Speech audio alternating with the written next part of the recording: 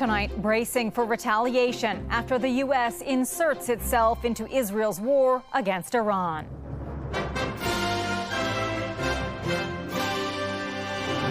We're not at war with Iran. We're at war with Iran's nuclear program. What we're learning about the mission targeting 3 nuclear sites. We want to see a resolution to this issue. Calls for restraint as Canada deploys a crisis response in the Middle East.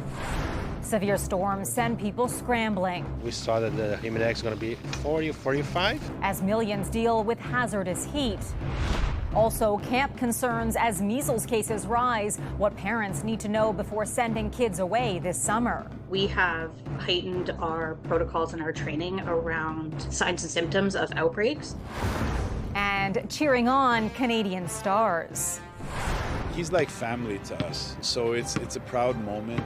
The popularity of basketball soars as more Canadians step onto the court. Nembhard knocks down the first shot of the night.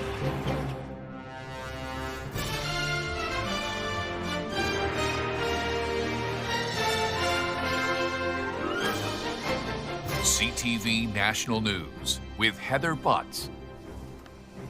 Good evening. Tensions remain high on the world stage as people grapple with the enormous implications after the U.S. joined Israel's campaign against Iran, striking 3 nuclear sites. The U.S. issuing a warning tonight for all Americans overseas to use worldwide caution for any travel. This as Ottawa says it's actively deploying a crisis emergency response in the Middle East, working to assist Canadians. CTV's Colton Prale starts us off. Strikes by U.S. forces on 3 key Iranian nuclear sites were a major military success, according to the White House. But the vice president says this does not mean the U.S. has entered into another Middle East war. We're not at war with Iran. We're at war with Iran's nuclear program. Iran says the U.S. has crossed a very big red line and reserves all options to defend itself. The door for diplomacy should be always keep open. But this is not the case right now. Washington claims to have set back the Iranian nuclear program by years, using new bunker-busting bombs for the first time, hitting enrichment facilities in Fordow, Natanz, and Isfahan. Experts argue it's too early to gauge that, as official damage assessments are still underway. But Iranian officials say uranium at these sites was already moved. Obliterating all ability to extend their nuclear program is impossible. The whole tactic here is to buy time for something else to happen. Meanwhile, fighting between Iran and Israel continues today, damaging homes in Tel Aviv and reportedly destroying missile depots in Iran. Israel is calling the U.S. strikes a turning point in the war. Tonight, Trump contradicting senior White House officials, saying he's open to a regime change in a Truth Social post. This is a huge change in the Middle East. It was a decisive action. It was the right thing to do. I thought somebody should do it for a long time, but better late than never. Canada is calling for a return to the negotiating table, as are France, Germany, and the U.K. We want to see a resolution to this issue. We want to see the negotiations resume, and we want to see peace. Trump says he's prepared to talk and could launch more attacks if Iran won't take part. That deal's going to be far less favorable to them now than it was 10 days ago. While Iran considers military action, the country is also contemplating blocking the Strait of Hormuz. It connects the Persian Gulf to the Arabian Sea, and 20% of the world's oil and gas flows through it. Heather. CTV's Colton Prale in Ottawa. Thanks.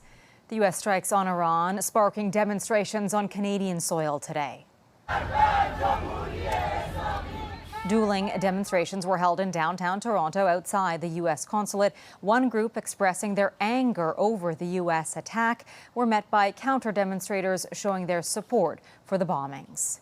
This escalation in the Middle East, a focus of the United Nations tonight, with some members calling for an immediate ceasefire. The conflict will play a central role as Prime Minister Mark Carney meets with European leaders this week.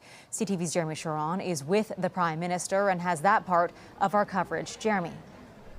Heather, the escalation in Iran and the U.S.'s involvement in the Middle East is likely to cast a shadow over Prime Minister Mark Carney's European trip. He was briefed on the flight here and will be hard-pressed to avoid the issue.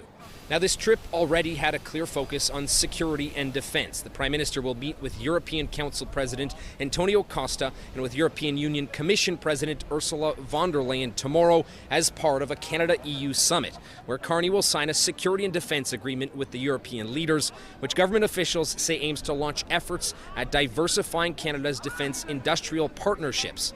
Then the Prime Minister's focus will shift to a highly anticipated NATO summit in The Hague.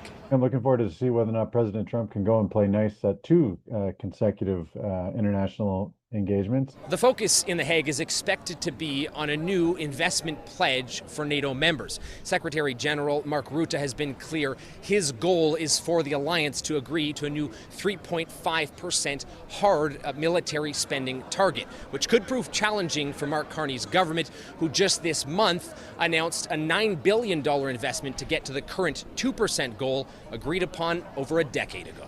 Heather? CTV's Jeremy Sharon in Brussels tonight. Joining us now to help provide more insight is retired Major General David Fraser, CTV's military analyst. Let's start with the fallout. General, what could retaliation look like in terms of Iran's capabilities? Well, Iran could attack American facilities like they've done in the past, fire a missile at an American base, or they could actually get their proxies to go and attack American citizens anywhere around the world, or they could go after the Straits of Hormuz and try to stop oil, pushing the price of oil. And those are probably the three most important ones that they could do. Many people, of course, keeping a very close eye on this developing situation. What are Canadian security officials keeping an eye on right now?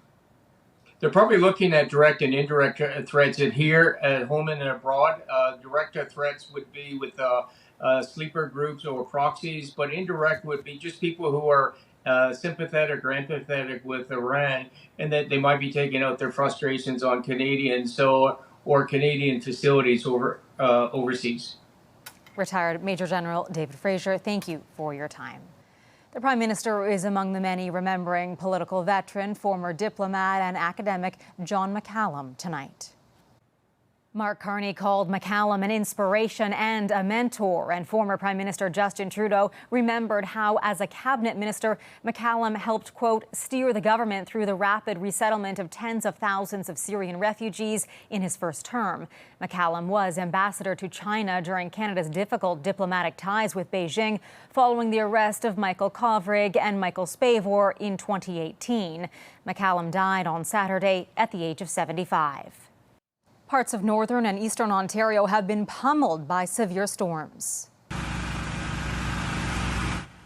This was the damage from a potential tornado that hit the Golden Lake region. Several people were injured and nearly 300 were evacuated from nearby provincial parks. Some northern communities have declared emergencies. The wind and the rain was so hard you couldn't hear things crash.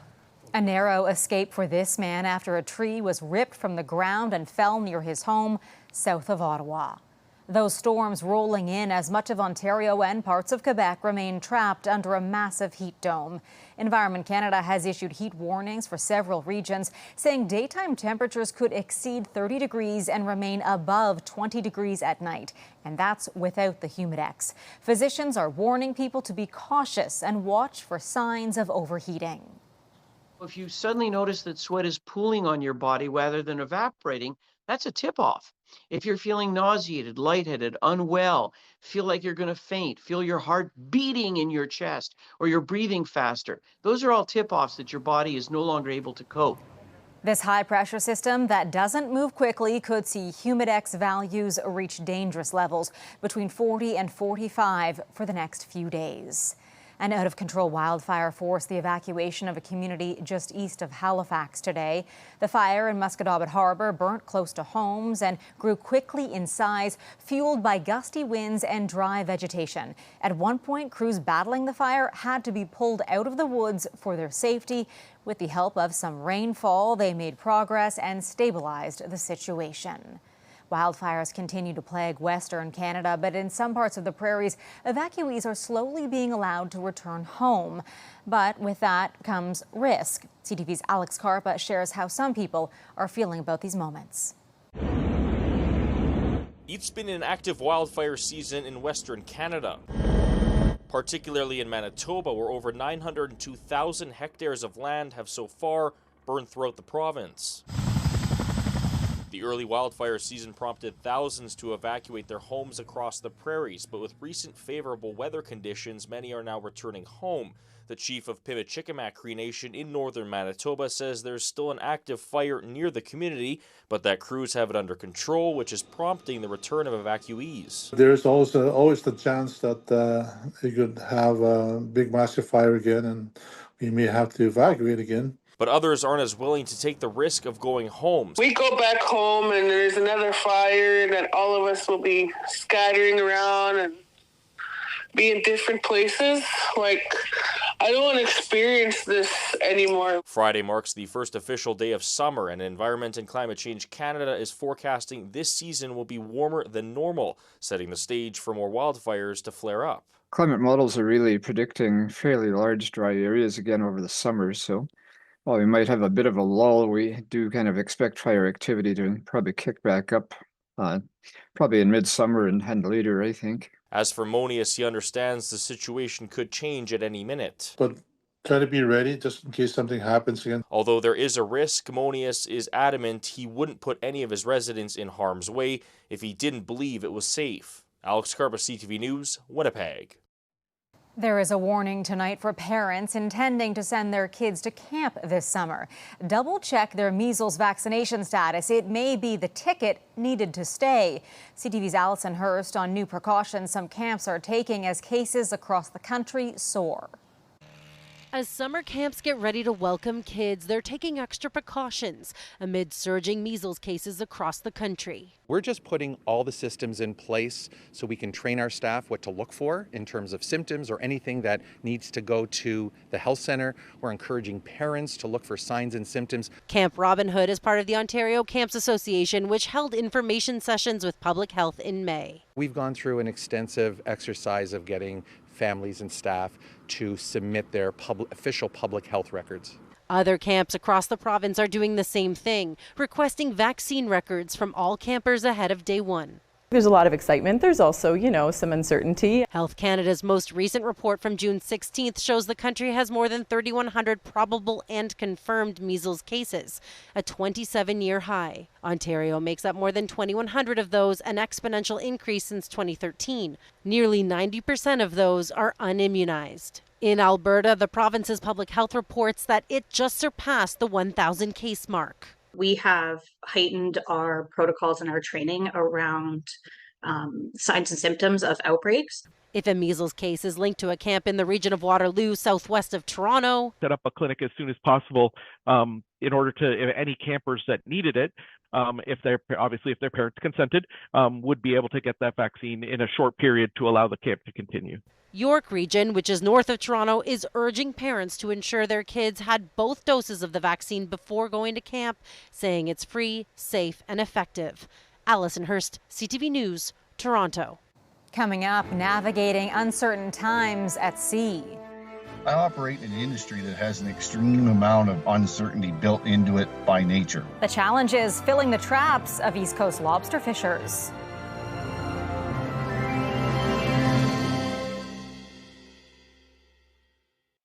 Lobster fishermen in Canada are keeping a close eye on trade talks with the U.S. and China. The industry is vulnerable to both the environment and economy. Industry leaders say they're doing okay right now, but as CTV's Paul Hollingsworth reports, there could still be trouble in the waters ahead. Dave Hennebickler is visiting from British Columbia. Picking up a load of lobster before he returns home is a must-do on his shopping list. And believe it or not, we can come and get lobster here now, cheaper than you can buy a steak. That's music to the ears for Nat Richard, who is managing high levels of fear and concern for the lobster industry in general. If we had spoken in January, there was a very real possibility that we would be hit directly with significant tariffs on our two largest markets. those being the U.S. and China. The 25% China tariff on seafood products remains in place. But so far, U.S. President Donald Trump has not delivered on his threat to impose additional tariffs, which means for now, the marketplace is better than expected. But there are warning signs that overall business is not as strong as last year. We've seen a fairly sharp pullback by consumers in the U.S. Certainly the consumer confidence numbers in April and May were quite scary, quite a drop. The 1-2 punch of tariffs and fewer Americans buying lobster amount to another troubling and unstable chapter for Carl Allen. I operate in an industry that has an extreme amount of uncertainty built into it by nature. I leave the wharf in the morning. I do not know how many pounds of whatever I'm going after I'm going to catch. Volatility is nothing new in the lobster industry. It nearly hit rock bottom during COVID, but domestic revenues and overseas markets rebounded within 2 years. How do you factor that kind of volatility, that kind of uncertainty into business planning is a huge challenge. And Allen has concerns that go beyond just tariffs. The fear is always, does the U.S. go into some sort of recession where consumer spending in general, it drops? If that happens, Allen fears the lobster industry could land in the crosshairs of global financial uncertainty, which, combined with tariffs, could lead to major setbacks for those who make their living at sea. Paul Hollingsworth, CTV News, Eastern Passage, Nova Scotia. Still ahead, is this the year of a summer breakup? Northern states try to woo Canadian travelers back.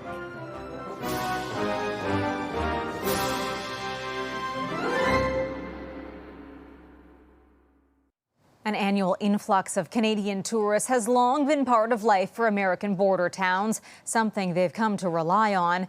But as the summer tourism season heats up, it's becoming even more evident this year Canadians aren't buying it as travel down south cools off. CTV's Sarah Plowman took a trip to Maine to see how businesses there are faring. The rugged coast and sandy beaches earn Maine the slogan Vacation Land. But this year, fewer Canadians are showing up. Down here at Long Sands Beach, it's usually lined with Quebecois or New Brunswick, and they're not here. I mean, some are, but not like normal. At his brewery, it's meant fewer customers. I would say don't be afraid of us. We're not afraid of you. We're sorry. Land crossings into Maine have dropped by 27% compared to last year.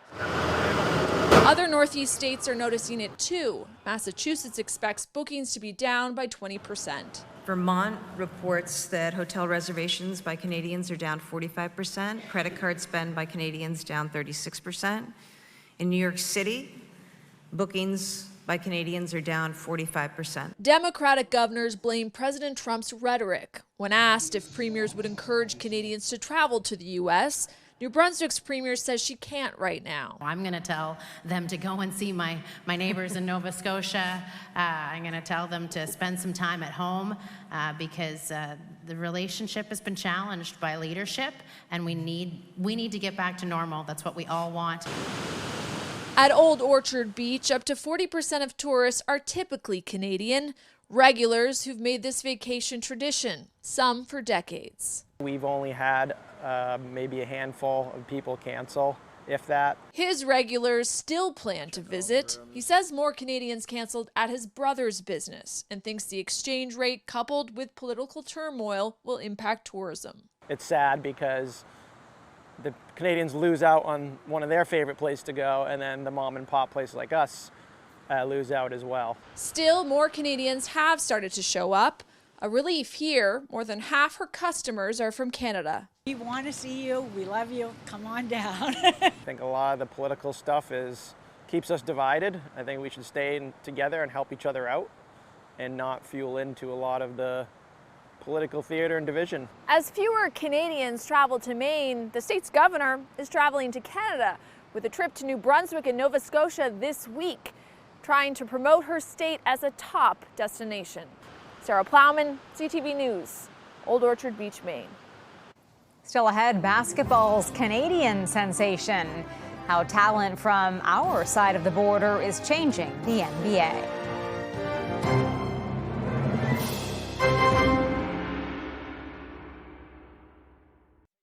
There is a new team at the top of the NBA tonight. For the first time, the NBA champion resides in Oklahoma City. The Oklahoma City Thunder winning Game 7 of the NBA Finals over the Indiana Pacers 103-91 to earn the Larry O'Brien Trophy. Lots of Canadian talent powering both teams through the finals, including Oklahoma standout Shai Gilgeous-Alexander. He was named League MVP earlier this season and tonight was named Finals MVP. Those Canadians taking the U.S. by storm, putting the spotlight on talent north of the border. And that's just a sample of Canada's impact on the sport. CTV's Kamal Karmali now on the secret behind Canadian basketball's recent success. Gilgeous-Alexander didn't slow down. A thrilling NBA Finals. One game for all the marbles. That went the distance. But the story of some of these big-time ballers began far from the big arena lights. Here in small-town Ontario, at community courts and school gyms is where it all started for Andrew Nembhard. His former coach, Gus Gymnopoulos, now watching him in the finals. He's like family to us, so it's a proud moment. Nembhard, one of 4 Canadians in this year's finals, tying a record set last year. On the Oklahoma City Thunder, League MVP Shai Gilgeous-Alexander from Hamilton, Ontario, Luguentz Dort from Montreal. On the Indiana Pacers, Andrew Nembhard from Aurora, north of Toronto, and Benedict Mathurin, also from Montreal. Dwayne Washington coached both Gilgeous-Alexander and Nembhard, signaling a major shift in Canadian basketball talent. The players are better because the training has gotten better.